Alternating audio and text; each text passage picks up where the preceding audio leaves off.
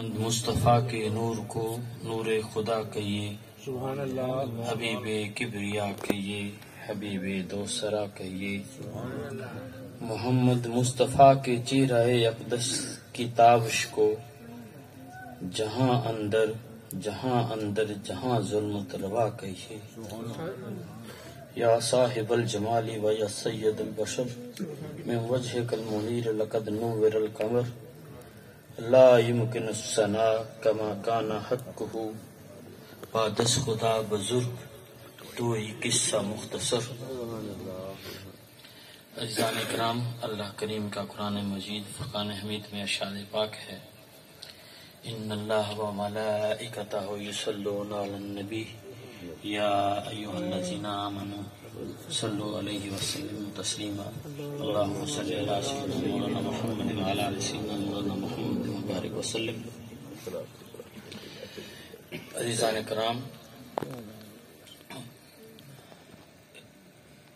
درود پاک ایک ایسی عظیم عبادت ہے، ایک ایسا تحفہ امت محمدیہ کو عطا ہوا جس کی اگر فضائل بیان کرنے شروع کریں تو کئی دن گزر جائیں، فضائل کم نہ ہوں. حضرت امام غزالی رحمۃ اللہ علیہ مکاشفۃ القلوب میں فرماتے ہیں کہ جب کوئی شخص درود پاک پڑھتا ہے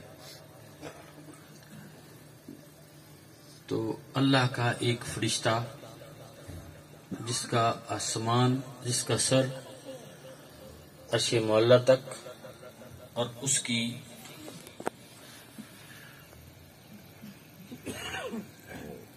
پاؤں جو ہیں وہ زمین تحت الثری تک، اور اس کا ایک بازو مشرق تک پھیلا ہوا اور دوسرا مغرب تک، اور جتنی مخلوق ہے اتنے اس کے پر ہیں. جب کوئی شخص درود پاک پڑھتا ہے تو اللہ پاک اس کو حکم دیتے ہیں کہ وہ نور کے سمندر میں غوطہ لگاتا ہے، باہر نکلتا ہے، اپنے پر جھاڑتا ہے، تو جتنے قطرے نور کے گرتے ہیں اس سے فرشتے پیدا ہوتے ہیں، اور وہ فرشتے قیامت تک اس شخص کی بخشش کے لیے، مغفرت کے لیے دعا کرتے رہتے ہیں. حضرت ابی بن کعب رضی اللہ تعالیٰ عنہ نے نبی کریم صلی اللہ علیہ وسلم سے عرض کی کہ یا رسول اللہ صلی اللہ علیہ وسلم، میں آپ پر کثرت سے درود بھیجنا چاہتا ہوں، تو اس کی مقدار اپنی اوقات دعا میں کتنی مقرر کروں؟ یعنی جب دعا کروں تو کتنا درود پاک پہلے آپ پہ بھیجوں؟ تو آقا کریم نے فرمایا کہ جتنا تیرا جی چاہے. عرض کیا یا رسول اللہ صلی اللہ علیہ وسلم، 1/4 حصہ دعا کا درود پاک پڑھوں؟ آقا کریم نے فرمایا کہ تجھے اختیار ہے، لیکن اگر تھوڑا سا بڑھا دے اور بہتر ہے. عرض کی یا رسول اللہ صلی اللہ علیہ وسلم کہ آدھا وقت دعا کا درود پاک پڑھوں؟ آقا کریم نے پھر فرمایا کہ تجھے اختیار ہے، لیکن اگر اور زیادہ کر لے تو اور زیادہ بہتر. عرض کی یا رسول اللہ، پھر میں 3 حصے درود پاک پڑھوں گا اور 1 حصہ اپنی حاجات پیش کروں گا، اللہ کے بارے میں دعا کروں گا. تو آقا کریم نے پھر فرمایا کہ ٹھیک ہے، جتنا تیرا دل چاہے پڑھ لے، لیکن تھوڑا سا اور بڑھا لے تو اور بہتر ہے. عرض کی یا رسول اللہ صلی اللہ علیہ وسلم، اب میں سارا وقت درود پاک ہی پڑھوں گا، دعا ہاتھ اٹھاؤں گا لیکن درود پاک ہی پڑھوں گا. تو آقا کریم نے فرمایا کہ اگر تو ایسا کرے گا تو اس صورت میں اللہ کریم تیرے تمام فکروں کی کفایت کرے گا اور تیرے گناہ بھی معاف کر دیے جائیں گے.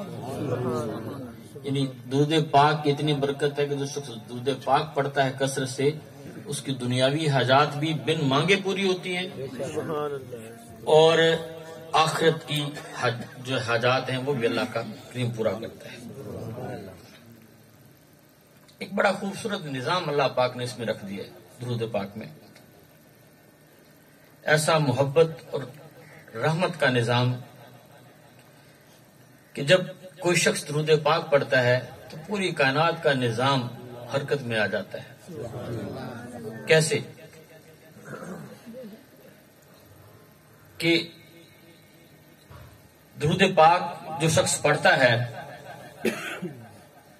اللہ سے محبت کا وہ ثبوت دیتا ہے۔ کیسے؟ ابھی جو میں نے آیت پڑھی اللہ کریم نے قرآن پاک میں فرمایا تو اللہ کا حکم مان رہا ہے نا، جو درود پاک پڑھ رہا ہے اللہ کا حکم مان رہا ہے، اس کو اپنا مالک اور مختار سمجھ کے، اس کو اپنا آقا سمجھ کے اس کا حکم مان رہا ہے۔ تو یہ اللہ سے محبت کا ایک درجہ ہو گیا۔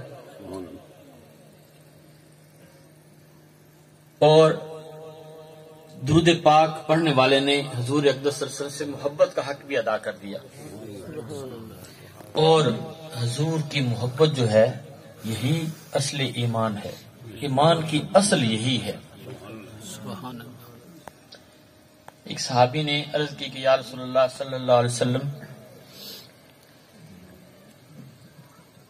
قیامت کب آئے گی؟ آقا کریم نے فرمایا کہ تو نے قیامت کے لیے کیا تیاری کی ہے جو اتنا تمہیں فکر ہو رہی ہے، اتنا شوق ہو رہا ہے کہ اس کے بارے میں پوچھ رہے ہو؟ کتنی نمازیں پڑھی ہیں، کتنے روزے رکھے ہیں، کتنا صدقہ اور خیرات کیا ہے، کتنے حج کیے ہیں، کتنے عمرے کیے ہیں؟ تو عرض کی کہ آقا کریم یا رسول اللہ اعمال تو کوئی نہیں کیے، اعمال تو میرے دامن میں اتنے زیادہ نہیں ہے۔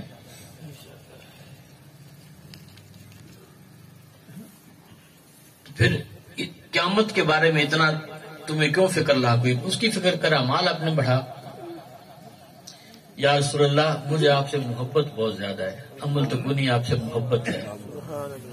تو حضور نے فرمایا کہ قیامت والے دن جس کے ساتھ محبت ہوگی اسی کے ساتھ ہوگی۔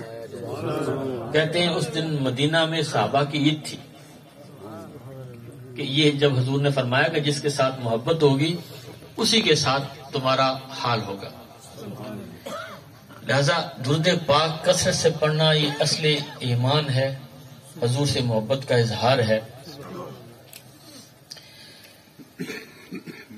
اور اصل ایمان جتنی زیادہ حضور کی محبت ہوگی، حکم تو یہ ہے کہ ہر چیز سے زیادہ صرف حضور سے محبت ہو۔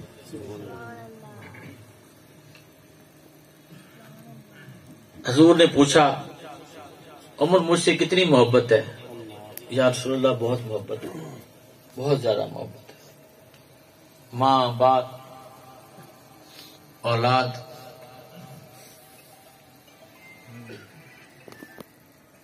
ہر چیز سے زیادہ محبت ہے۔ حضور نے فرمایا کہ اپنی جان سے بھی زیادہ؟ سوچ میں پڑ گئے کہ یا رسول اللہ صلی اللہ علیہ وسلم جان سے زیادہ نہیں۔ ایک روایت میں نے اپنے پیشوا پاک سے یہ بھی سنی، اور میں کسی عالم سے نہیں سنی، میرے پیشوا پاک بھی عالم ربانی تھے، ان سے میں نے یہ روایت سنی کہ فرمایا کہ یا رسول اللہ جان سے بھی زیادہ عزیز ہیں۔ جب اولاد کی باری آئی، جو صاحب اولاد ہیں وہ اس بات کو سمجھیں گے کہ جب اولاد کی باری آئی تو فرمایا کہ یا رسول اللہ صلی اللہ علیہ وسلم اولاد سے زیادہ نہیں۔ فرمایا کہ عمر تیرا ایمان اس وقت تک کامل نہیں ہو سکتا جب تک میں محمد صلی اللہ علیہ وسلم تمہیں تمہاری جان، مال، اولاد، بیوی، بچے سب سے زیادہ عزیز نہیں ہو جاتا۔ یا رسول اللہ صلی اللہ علیہ وسلم اب آپ اولاد سے بھی اور جان سے بھی زیادہ عزیز ہو گئے۔ یہ آپ نے فرما دیا، یہ کہنا تو آسان ہے، کہہ دیا، لیکن پھر ایک وقت آیا جب آپ نے ثابت کی، پہلے بھی ثبوت کی ضرورت نہیں تھی، لیکن اس وقت جب وقت آیا تو آپ نے ثابت کیا کہ نبی کریم صلی اللہ علیہ وسلم کی محبت، آپ کا لایا دین، آپ کی لائی ہوئی شریعت ہر چیز سے زیادہ مجھے عمر کو عزیز ہے۔ بیٹے پہ الزام لگا، حد لگی، اور آپ نے وہ اولاد تھی اس کے اوپر عمل کروایا، اور پیچھے نہیں ہٹے۔ لوگوں نے مشورہ بھی دیا ہوگا کہ جی ثبوت کم ہے، یہ کر لیں وہ کر لیں، فرمایا کہ نہیں، جب ہو گیا ہے تو ہے۔ جہاں حضور کی شریعت کی بات آ گئی تو باقی سب باتیں وہاں پہ ان کی کوئی وقت کوئی حیثیت نہیں ہے، یہ ثابت کیا۔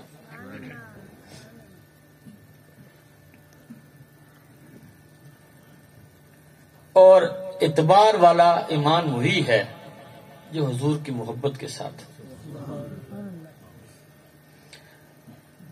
حافظ ابن تیمیہ ایک بہت بڑے عالم گزرے ہیں، ہمارے جو اہل حدیث بھائی ہیں یہ ان کے زیادہ ان کے خیالات سے متفق ہیں، بہت بڑے عالم تھے اپنے وقت کے، بہت۔ حضرت ابو الحسن شاذلی ایک بزرگ گزرے ہیں، وہ درویش بھی تھے، انہوں نے انہیں خط لکھا کہ تمہیں میں جانور کی کھال میں بند کروا دوں گا، نعوذ باللہ تم زندیق ہو، یہ ہو وہ، تم یہ جو درویشی کا تم نے لبادہ پہنا ہوا ہے نا اس سے باز آ جاؤ۔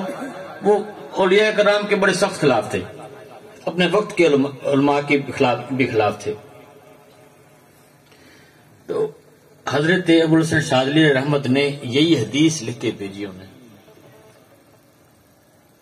جو میں نے نہیں کہا کہ حضور فرمایا کہ مجھے حجاج اسلم مجھے آپ سے زیادہ محبت ہے۔ تو حافظ ابن تیمیہ اس کے بعد خاموش ہو گئے، انہوں نے کبھی ان کو کوئی بات نہیں کی۔ انہوں نے کہا کہ اگر یہ حدیث صحیح نہیں ہے تو مجھے اس کا جواب دے دیں، اگر حدیث کی کتب میں یہ حدیث موجود نہیں ہے، اگر آپ کے نزدیک حدیث کی حیثیت نہیں ہے تو پھر میں آپ کی بات مان لیتا ہوں۔ اور خاموش ہو گئے، اس کے بعد انہوں نے انہیں کوئی بات ایسی نہیں کی۔ اب ہم جو ہیں حضور کے امتی ہیں، صحابہ کو تو حضور کی میت نصیب ہو گئی، حضور کی زیارت نصیب ہو گئی، ایمان کی حالت میں ان کے ساتھ رہے، بڑا مقام و مرتبہ پا گئے، جبکہ ہم جو ہیں ہم تو 1400-1500 سال بعد میں آئے۔ تو ہم محبت کا کیسے ثبوت دے سکتے ہیں، اور ہمارے دلوں میں حضور کی محبت کیسے پیدا ہو سکتی ہے؟ سچی اور سچی محبت کثرت درود پاک سے۔ جتنا زیادہ ہم درود پاک پڑھیں گے اتنی زیادہ ہمیں ہمارے ایمان میں اضافہ ہوگا، حضور کی محبت دل میں پیدا ہوگی، اور ہمارے دل میں حضور صلی اللہ علیہ وسلم کی زیارت، شفاعت، صحبت اور تذکرے کا شوق جتنا زیادہ بڑھے گا اتنا ہی درود پاک محبت کے ساتھ ہم پڑھیں گے۔ اب جس شخص نے ایک دفعہ درود پاک پڑھا، ایک تو وہ فرشتے کا میں نے ذکر کیا، پھر حضور یہ بھی فرماتے ہیں کہ ایک فرشتہ، بلکہ فرشتے ان کو مامور کیا گیا ہے کہ جو شخص مجھ پہ درود پڑھے وہ فرشتے اس کے نام کے ساتھ حضور کی بارگاہ میں پیش کرتے ہیں، یا رسول اللہ فلاں بن فلاں نے درود پاک بھیجا ہے۔ اور جب آقا کریم سنتے ہیں تو خوش ہوتے ہیں، آپ کے چہرے اقدس پہ مسکراہٹ آ جاتی ہے، اور اس امتی کے لیے دعا کرتے ہیں۔ اگر صبح و شام میں درود پاک پڑھوں کثرت سے ساتھ، دن میں بھی، اور فرشتے ہر روز حضور کی بارگاہ میں میرا نام لے کے عرض کریں اور حضور کے چہرے پہ مسکراہٹ آ جائے تو یہ کتنی بڑی سعادت ہوگی ہمارے لیے، اور اس کا کتنا بڑا انعام قیامت میں ہمیں اللہ پاک عطا کریں گے۔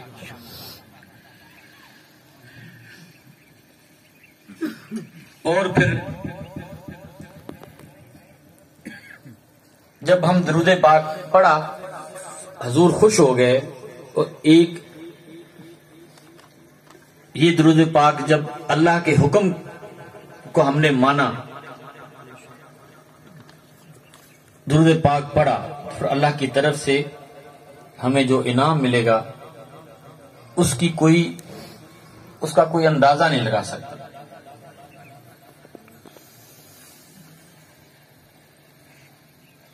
وہ انعام کیا ہے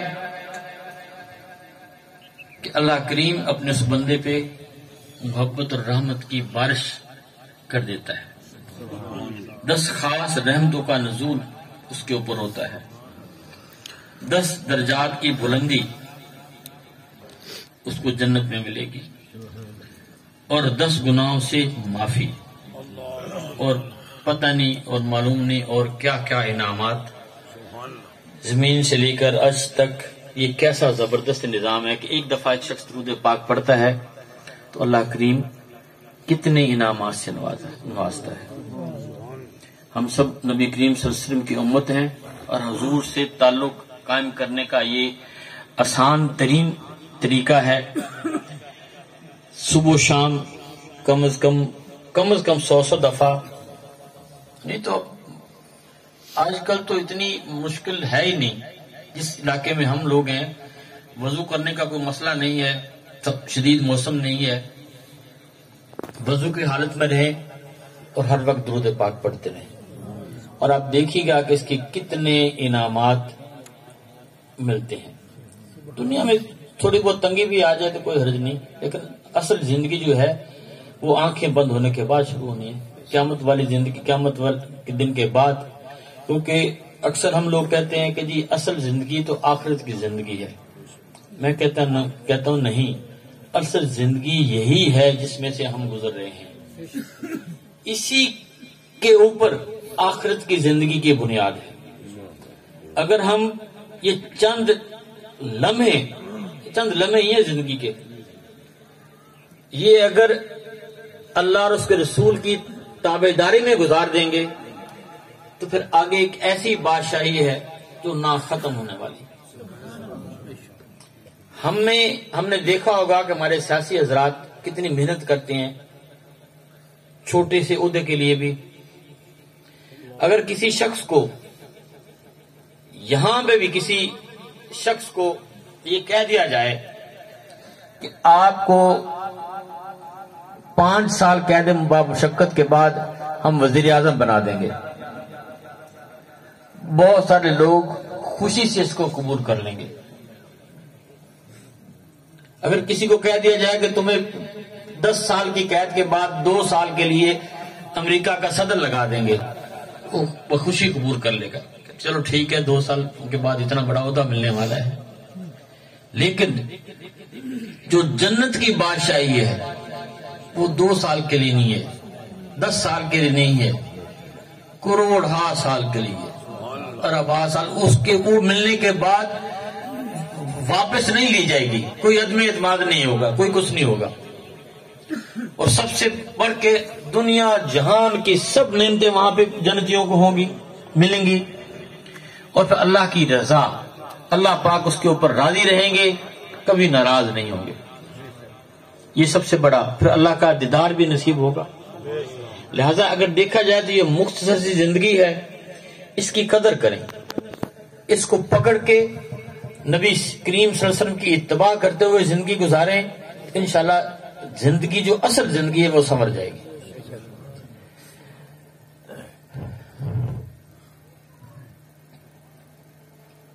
ہمارے بھائی فاروق انور مجھ سے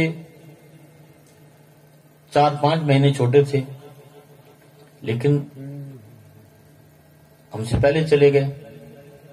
آنے کا ایک طریقہ کار آپ کو نظر آتا ہے کہ 9 مہینے ماں کی پیٹ میں رہا بچہ، اس کے بعد پیدا ہو گیا، اس جہان میں آ گیا، اور اس کے بعد جس طرح ہمیں وہ وقت یاد نہیں ہے، ہم 9 مہینے ماں کے پیٹ میں کا وقت ہمیں یاد نہیں ہے، لیکن حقیقت ہے وہ وجود تھا، ہماری زندگی کا حصہ ہے وہ وقت۔ اس طرح آنکھیں بند ہونے کے بعد ایک اور جہان ہے، پھر اس کے بعد ایک اور جہان ہے، ہم نے دیکھا نہیں ہے لیکن ہے وہ ضرور۔ ہم زبان سے اس کو اقرار بھی کرتے مانتے بھی ہیں، لیکن دل کو یقین شاید نہیں ہے۔ موت ایک ایسی حقیقت ہے جس کو خدا کو نہ ماننے والا شخص بھی اس کا انکار نہیں کر سکتا. آنی ہے، آ گئے، اب جانے کا کوئی پتہ نہیں کب کون چلا جائے. لہذا جو وقت ہاتھ میں ہے اس کی قدر کریں، اس کو پکڑ کے رکھیں. بڑا تیزی کے ساتھ وقت گزر رہا ہے. ایک قیامت کا دن کہتے ہیں 50,000 سال کا ہوگا. اگر ایک 60 70 80 سال کا بندہ اپنی زندگی کا اس کے ساتھ نسبت دیکھے تو وہ 2.5 منٹ کی زندگی بھی نہیں بنتی. تو 2.5 منٹ کی زندگی کے لیے ہم کیا کچھ نہیں کرتے. لہذا درود پاک کثرت سے پڑھیں، اللہ سے ہدایت طلب کریں، دین کی طرف آئیں. جو عمل آپ کو دین کی طرف لائے وہی سچا اور سچا عمل ہے. وہی اخلاص کے ساتھ کیا ہوا عمل اللہ کی طرف، اللہ کے قریب لے آئے، وہی اصل ہے. اور جو عمل دین سے دور لے جائے اس سے پناہ مانگے. درود پاک پڑھیں گے تو انشاءاللہ نماز کی توفیق بھی ہو جائے گی وقت کے ساتھ. ٹھیک ہے نا؟ نماز تو پڑھنی چاہیے، ارادہ کر کے کوشش کر کے کرنی چاہیے. ہم صرف زبانی توفیق ہی مانگتے رہتے ہیں کہ اللہ پاک توفیق دے، توفیق دے، توفیق دے، ارادہ بھی نہیں کرتے. آج 27 اکتوبر ظہر کی نماز ہم سب کی آخری نماز ہے، کیونکہ کل یہ نماز ہماری زندگی سے نکل جائے گی. تو یہ آخری نماز ہوئی نا. اس کے بعد 27 اکتوبر ظہر کی نماز قیامت تک نہیں آئے گی. لہذا جو ہمارے ہاتھ میں اس کو پکڑ کر رکھے، ہاتھ میں اس کو پکڑ کر رکھے. نبی کریم صلی اللہ علیہ وسلم کا ارشاد پاک ہے کہ اپنی اولاد کو میری محبت سکھاؤ، میری آل کی محبت سکھاؤ اور انہیں قرآن سکھاؤ. یہ جو محافل کا انعقاد کرتے ہیں اچھی بات ہے. یہ میلاد کی صورت میں فوتگیوں پہ چند سال پہلے تو نہیں ہوتا تھا، اب شروع ہو گیا ہے. یہ بھی حضور کی محبت پیدا کرنے کا ایک طریقہ ہے کہ ہم ذکر کریں حضور کی، حضور کا، اور ہمارے دلوں میں حضور کی محبت پیدا ہو. اور ایک میں درخواست کروں گا اپنے نعت خوان حضرات سے کہ میرے پیشوا پاک، میرے ایک پیر بھائی بات بتانے لگے کہ میں ان کے پاس بیٹھا ہوا تھا تو اٹھ کے وہ واش روم جانے کے لیے اٹھے تو فرمانے لگے کہ اچھا امتحان مدینے شریف اکٹھے ہی چلیں گے.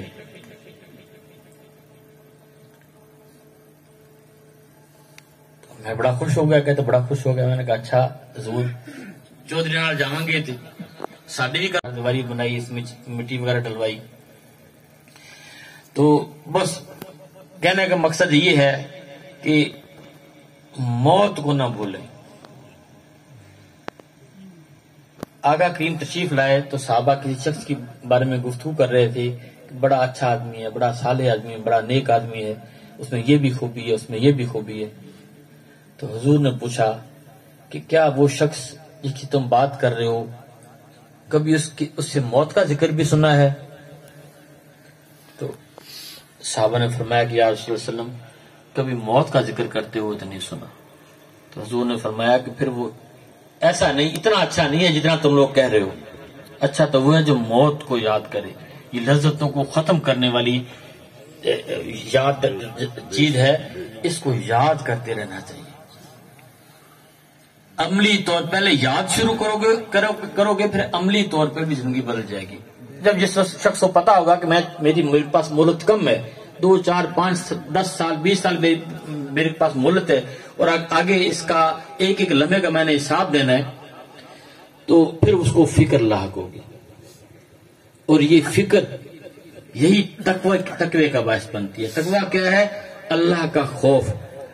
کیسے لوگوں کے سامنے نہیں، یہاں سٹیج پہ بیٹھے ہوئے شو کرنا کہ میں اللہ سے ڈرتا ہوں، نہیں. جب اب تنہا ہو، اکیلے ہو، تو تب سوچو کہ دل میں اس کا خوف ہے کہ نہیں. وہ تقوی ہے. وہ اگر حاصل ہو جائے تو بہت بڑی نعمت ہے. ٹھیک ہے نا؟ تو وہ جب موت کو ہم یاد کرتے رہیں گے تو انشاءاللہ ہماری زندگی میں بھی تقویٰ آ جائے گا، اللہ کا ڈر ہمیں نصیب ہو جائے گا اور ہماری زندگی جو ہے وہ سنور جائے گی۔ یہ جو لوگ ہمارے بھائی دنیا سے ہمارے سامنے جاتے ہیں، یہ ہمارے لیے باعث عبرت ہونا چاہیے۔ یہ گئے ہیں تو ہم نے بھی ان کے پیچھے جانا ہے، ہم نے بھی ان کے پیچھے جانا ہے۔ کوئی آج گیا، کوئی کل گیا، کسی نے پرسوں چلے جانا ہے، کوئی وقت پتہ نہیں کسی کو۔ تو لہذا ابھی سے اپنی زندگیوں کو بدلیں، اپنے معاملات درست کریں۔ ایک حصہ ہے مذہب عبادات، دوسرا حصہ ہے معاملات۔ آج ہم اتنے زیادہ خوار ہو رہے ہیں مسلمان اپنے معاملات کی وجہ سے۔ معاملات میں ہم اتنے کمزور ہیں، جھوٹ کو بولنا ہمارے لیے کوئی معمولی چیز ہے۔ ہم روٹین میں بغیر کسی وجہ کے بھی جھوٹ بولتے رہتے ہیں۔ تھوڑی سی ہمیں تکلیف آ جائے، تھوڑا سا کسی کام میں مصروف ہو جائیں، اگر نزلہ زکام بخار ہو جائے تو پھر تو بہت بڑا عذر ہے ہمارے پاس نماز نہ پڑھنے کا۔ نماز کو چھوٹی چھوٹی بات پہ نماز کو چھوڑ دیتے ہیں۔ ہم جب چھوٹے تھے تو رمضان کا ہم دیکھتے تھے احترام بہت زیادہ ہوتا تھا، تو اب وہ بھی کم ہوتا جا رہا ہے۔ لوگ رمضان کا بھی احترام نہیں کرتے، مطلب احترام کیا، روزہ ہی نہیں رکھتے، اچھے خاصے فوراً بیمار ہو جاتے ہیں۔ تو یہ اللہ کی رحمت تب ہی میسر آئے گی کہ جب حضور کی لائی ہوئی شریعت کے اوپر عمل کرنے کی کوشش کریں گے، اپنا حلیہ، اپنی معاملات سارے شریعت کے مطابق کریں گے۔ اللہ پاک جو کچھ میں نے بیان کیا ہے، میں بھی سب سے زیادہ اس کا حقدار ہوں۔ اللہ پاک مجھے بھی توفیق عطا فرمائے اور آپ سب لوگوں کی توفیق عطا فرمائے کہ اللہ ہم اپنی زندگیوں کو بدل سکیں اور حضور نبی کریم صلی اللہ علیہ وسلم کی اتباع ہمارا نصب العین ہو۔ آخر دعوانا الحمدللہ رب العالمین۔